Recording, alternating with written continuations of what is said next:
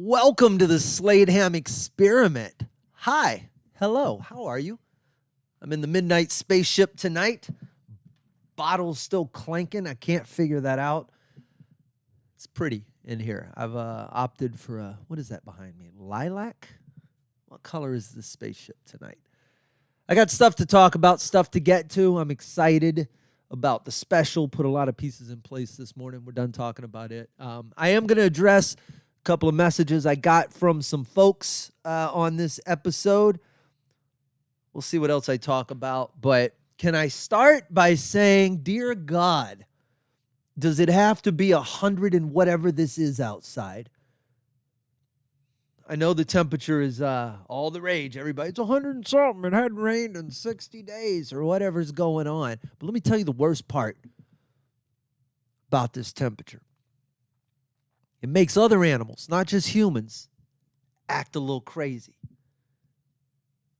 The bug world and I are fighting right now.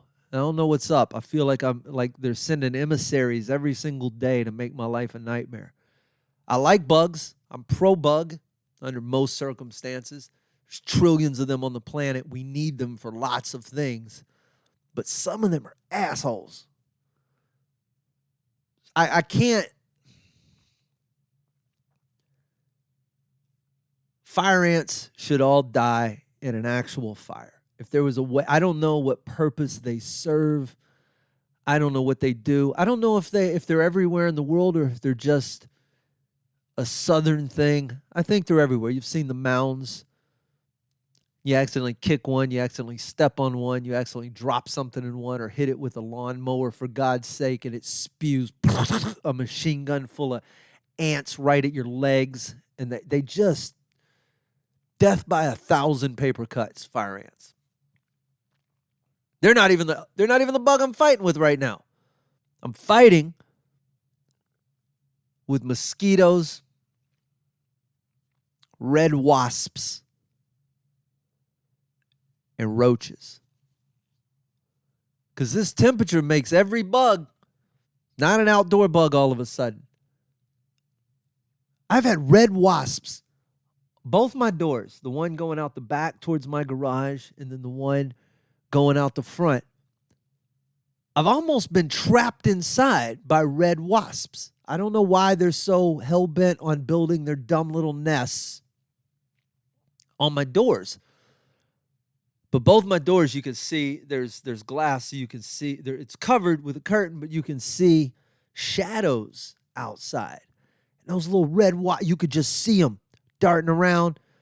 Imagine what it feels like if you had some people held hostage at a high-rise and they sent the helicopter. They're shining that searchlight through the window. That's what it felt like these wasps were doing at either side of my house. So I waited the front door till one of them had flown off, and then I quickly ran outside, shut the door right behind me, and I don't have wasp spray. I'm certain that all insect death sprays are the same. What's different, most likely, to me, the untrained eye, the non-chemist, would be the delivery mechanism, right? The amount of spray. You just need to shoot something up close, a little nozzle. But a wasp, you can't get near them. They're flying. Usually you're trying to hit them in midair. You need something a little more fire hosey. I didn't have that. I had roach and ant spray. But it's still going to kill an insect. You just got to get a little closer. So I waited till the dumb wasp crawled back in its little hole, this little muddy wasp nest thing. And once it was in there, I stuck the nozzle, the little bit thin, like the little straw you get when you order a drink, like in a rocks glass, the little one they got to give you two so you can get anything out of it. Like that's what's on the end of this thing. And then I put it right in the little hole and then just did it until dead wasp and spray came out. And then I took a stick and beat the hell out of their dumb little houses until it was, I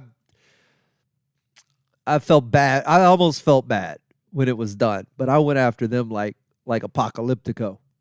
No more death to wasps. Now, when I did all of this, I set the spray on the table on my front porch. And there was a lot of, like, you'd shoot them, and then you had to run. And then you'd hold that in the thing until they all... I forgot I left the spray outside, is my point.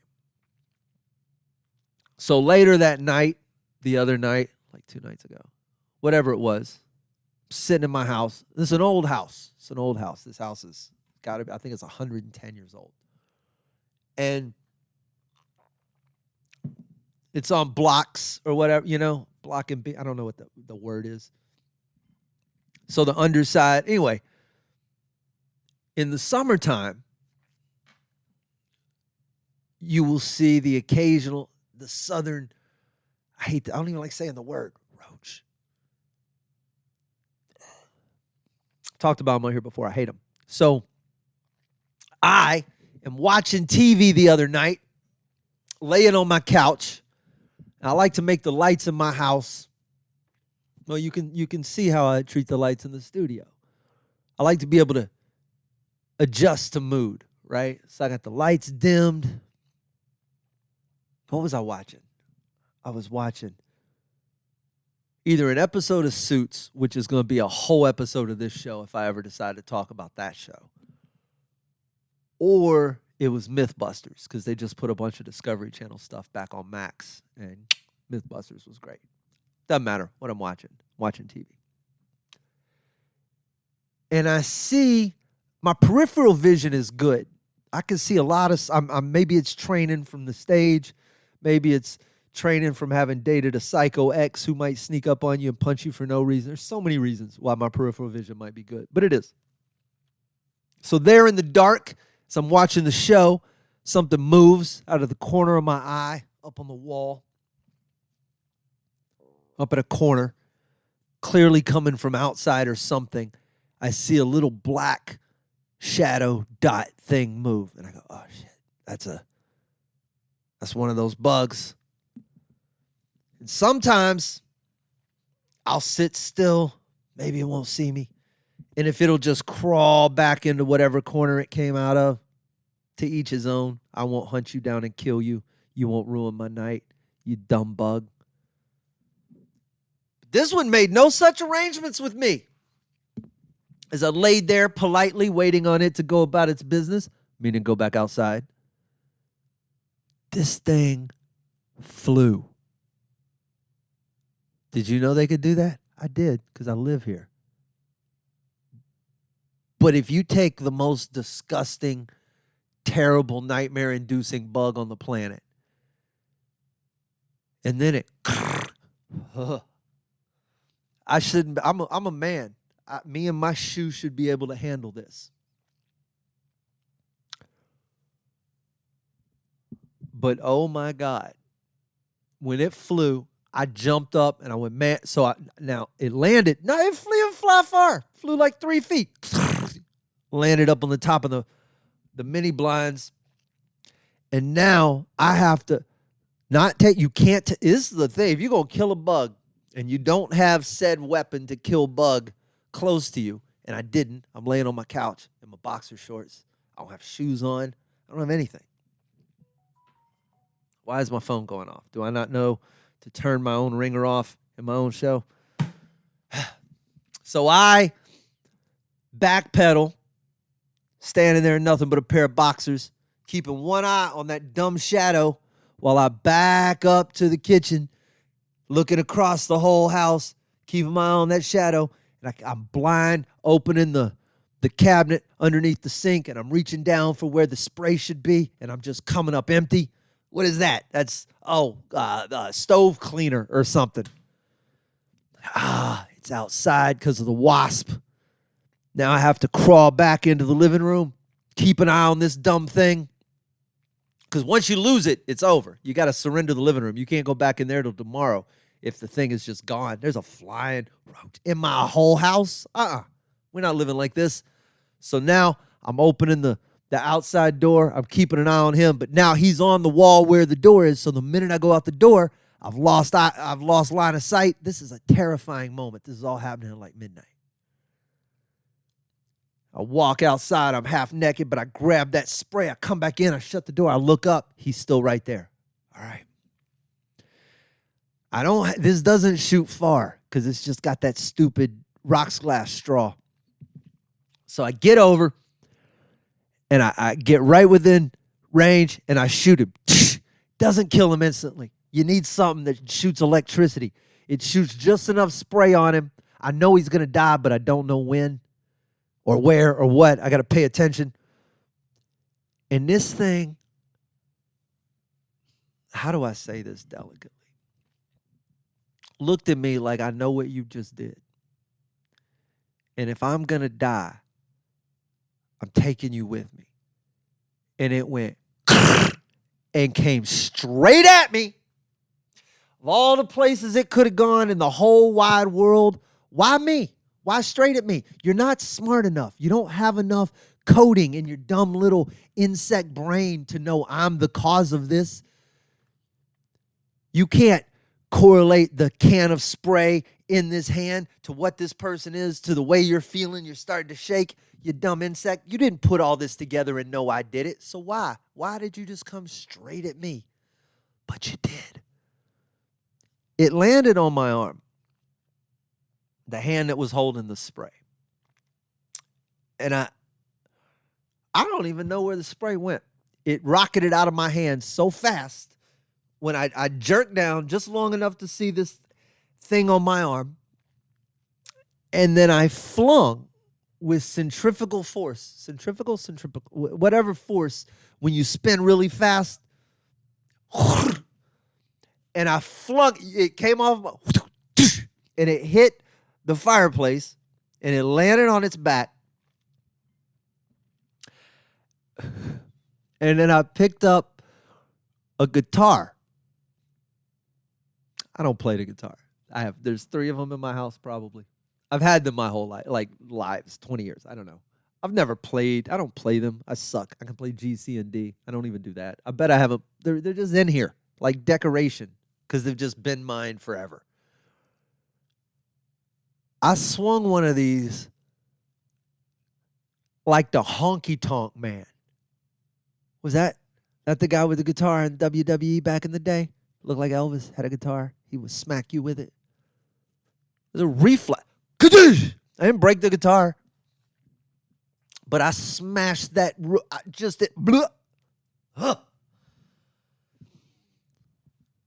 Why do y'all come in the summertime like that? Stay outside, bro. This is my house. It is air conditioned and cold, and I'm watching TV. You no place here. Go creep around the kitchen floor like a regular animal and disappear in the sunlight. I don't have to know you exist. It's not even dirty. There's nothing to eat. What are you doing aside from running away from this stupid, miserable heat? All right. That's my week. That's where I've been. It stresses me out more than it should. Had a question that came in from Mark. I guess it's the last episode of the podcast. I barely even remember. I was venting and talking about postmortems on the show. Doing a postmortem on the show. Not whatever. You know what I'm saying. I didn't even listen back to it. I don't even know if there was anything worth listening to in there, but prompted this question. Mark asked, how do you deal with not getting the support of your people? Now, he and I chatted about, I've already answered this question, I think, with him in the message, but I want to say this publicly because not getting the support of your people. The question I asked him immediately, I go, why do you want it? Why does it matter? Because it comes back to, it's centered around expectation. Just had a long conversation with my good buddy Outlaw Dave about stress and how it centers around our expectations and the unknown. But when it comes to the support of your people, it's important to find out why you want it. I'm going to read a quote to you from The Limits of Growth by Donella Meadows. Donella. Doesn't answer your question immediately, but it'll get us there.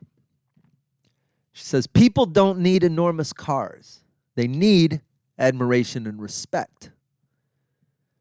They don't need a constant stream of new clothes. They need to feel that others consider them to be attractive, and They need excitement and variety and beauty. Not the same as new clothes.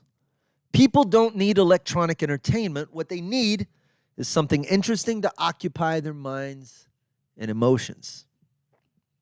That's what I'm trying to get to. That's what I'm asking Mark to do. Get to the core of the question. Why do you want this thing? I would argue that we don't need the support of our people. We need to feel as if what we are doing adds value to the world, has some sort of value. And all of this has to do with our expectations of what other people should think, how they should act, how they should react. I went through this exact thing with some very good friends of mine during this process. So my challenge to you is this. Whatever it is you're working on, whatever it is you're upset, I'm not just talking to you, Mark, I'm talking to everybody now. Whatever it is you're upset that you don't have the support of your people on, counter that by throwing yourself wholeheartedly into what you're doing. Because if you're pouring 100% of what you're doing into that thing, then you will not, promise you, have any time to stop and dwell on what's missing. I know this because I did it, and I caught myself. I say this on the last episode. I had to look at Trey the night of the special. I said, man, the reason I'm so upset by these specific people or this incident, whatever, I go, I'm making stuff up. I go, my life is so good right now, I'm manufacturing problems. And that's the truth. If you worry about the product, you worry about what you're making, you worry about what you're doing, by the end of the process, you will not care that these people did not support you or whatever it is, because they're probably not your people in that specific arena, right? Not everybody's supposed to support you in everything. I don't know that your significant other or your family members or anything else should be privy to everything that goes on in your work life, in your professional life, the stuff you're creating. There should be some separation there. Yes, support me, but do it from a distance. I need to be in the middle of this without thinking about the eyeballs that are on it. And if you do it that way, what you will discover is the real your people. Those people will surface, the ones that matter, the ones you need for this kind of thing. They will surface, and the other stuff won't matter, and you will have made something incredible, and then you can sleep at night. But most importantly, you got to get your expectations under control. Stop expecting things to be a certain way, and then you don't have to wallow in the disappointment of it all. Plus, I don't know that the reason I'm so indifferent towards the support of the people closest to me, right? I need to know that what I'm doing blips their radar and that they're aware and all that stuff, but I also need permission to fail a lot. I need to do some things wrong. And if everybody's always watching me and everything always matters and they're always so supportive, then the magnitude of everything is so much bigger. Oh my God, if I drop this ball, now it's no longer made of rubber, it's made of glass because everybody's got their eye on it. It's so important. I need permission to iterate. Then when it's done, when I'm finally finished with everything, if you want to come on board and say, good job, I'm in. And that's what you got to look at, anybody else struggling with this. If you don't have the support of people, this was a hard one to swallow. But if you don't have the support of all of these people, maybe it's because, I don't know. Again, not talking to you, Mark. Just talking in general. These are the questions I have to ask myself. Maybe what you're doing isn't that good. Maybe what you're doing doesn't matter that much. Maybe it's great, but it doesn't have purpose or passion behind it. Or maybe it has purpose and passion, but you're not actually good at it. There's so many combinations of all of this. And somewhere in there, you just, right back to what I always say, just get comfortable with the process, enjoy being in the pocket, enjoy making the stuff you're making, and then none of this really matters. I just don't care. I'm having fun.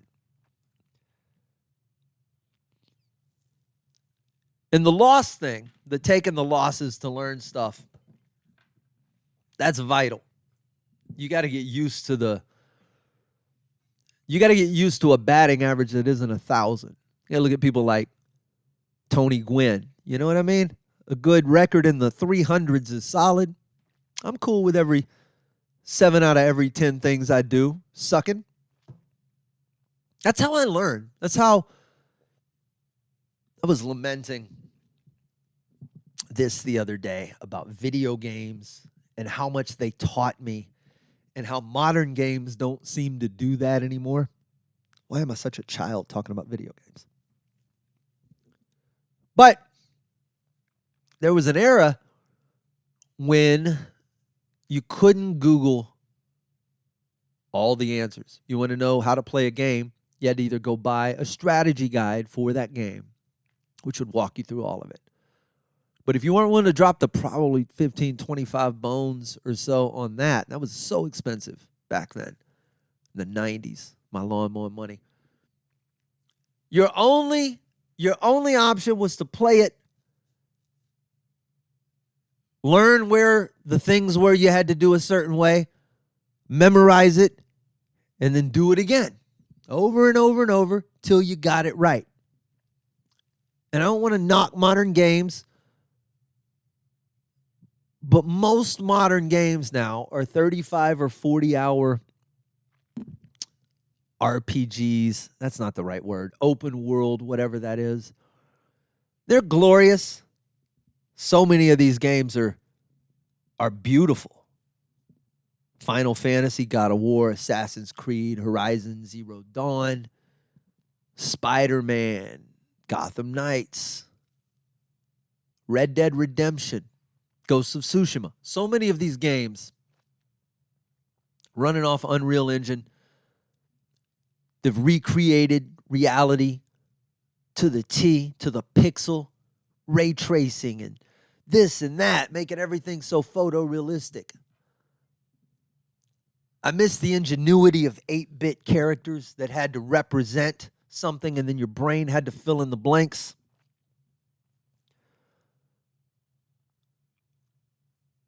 But most importantly, that sense of discovery, that sense of opening up a new level and not knowing what was coming up and having no way of determining what was coming up except to throw yourself into it. And then the first time you play it, you get to a bad guy, you die, you go, okay, well, these are the steps I do until this, and now I have to re-strategize. And then you do it another time, and then you beat that guy, and then you play through the level, and you hit another stopping point. And then you have to take all of what you've cumulatively learned throughout the level and play it to the end, and then you have to find the boss's pattern, and then you beat him, and then Hakuna Matata, Bob's your uncle, on to the next level. Doesn't work like that anymore. Everything's just change a difficulty setting, run around, grind a little bit, look at the beauty of the world, rinse, repeat, bunch of cut scenes. I'm basically watching a movie and pressing buttons in the middle. It's beautiful. It's pretty. It's not teaching me the same stuff I used to have to learn as a kid. It correlated perfectly, my effort with the reward I saw on screen. You could beat an entire game in an afternoon, a day, an hour, really, probably 40 minutes. You go look at some of the playthroughs on YouTube. You remember the satisfaction of Contra? Up, down, left, right, BA. Start if you're playing by yourself. Select start if you're playing with a friend. Even with those 30 men, Contra was an endeavor. You die all the time. Those stupid little bullets. But the magic of Contra was if you did everything right, magic of any of these games. You learn the patterns, you learn where the enemies came from, you learn which level you need to be on to get through a level, which platform. You slowly compile all those losses. Contra, Mega Man 2, my favorite game ever. All those games. You'd learn your way through the level. You'd compile those losses into one big victorious chunk of knowledge that would let you go through these games and win. And then you were rewarded with a terrible, but an ending. You were able to get to power-ups and God modes and weapons that did real destruction and were fun to shoot. All of that, a reward system for you being willing to lose over and over and over. That's what video games taught me. That's what makes everything I do now so simple. Not simple, but, well, maybe simple. Not easy, but definitely simple. It all comes down to being willing to do something you don't know how to do, just like a new level, throwing yourself into it, taking in some data, processing it all, figuring out the most efficient path forward, doing that till you get to the next level. More people should play video games. More kids should do this. This was so formative to me as a child. I would love to take modern kids and stick them in an old school arcade. One of the most underrated locations on the planet, the arcade. The one at Parkdale Mall in Beaumont was called Tilt. But before that, it was the Gold Mine. It's this dark, long, hallway-like store at the mall. Just went back. You just go in there and blow your quarters all day, every day. See what the new games were. See what was, you jump up like Teenage Mutant Ninja Turtles and Mortal Kombat. It was across from a Pepperidge Farms. I would always go in with a bunch of quarters, play games, sneak over, eat a bunch of free samples, and then go back over and play games. Mall culture. Anyway, if you got kids, make them play something difficult. I should do a list of unbeatable games on here, or games that still give me nightmares from when I was younger. Whatever it is you're up to, don't hinge it on the support of other people, or if you do, at least manage your expectations, because ultimately it's just you against the world. That's maybe not in life, but definitely in art or business or anything else. It's just you out there. Do your thing. Do what makes you happy. Don't get caught up in everybody else. They're caught up in their own thing. They're over there wondering why you're not supporting them, or why they're not being supported by other people. We're all just soaking in bathtubs of our own neurosis. So, here's to you. Wherever you may be, whatever you may be doing, cheers. I don't have any dates coming up in the fourth quarter yet. I'm going to fix all that. I'm diving headlong into finishing this special. September's going to be magic. We're going to shoot an intro. We're going to finish the edit. We're going to get the credits together. We're going to sell this thing. It's going to be fun. I'm going to keep you posted. Go to sladeham.com if you want to. My newsletter comes out twice a month, somewhere in there. I put out a newsletter. It's more stuff like this, but in written form. Nice little kick in the ass if you need it. I love you guys. I'll see you soon, and thanks for hanging out on the Slade Ham Experiment.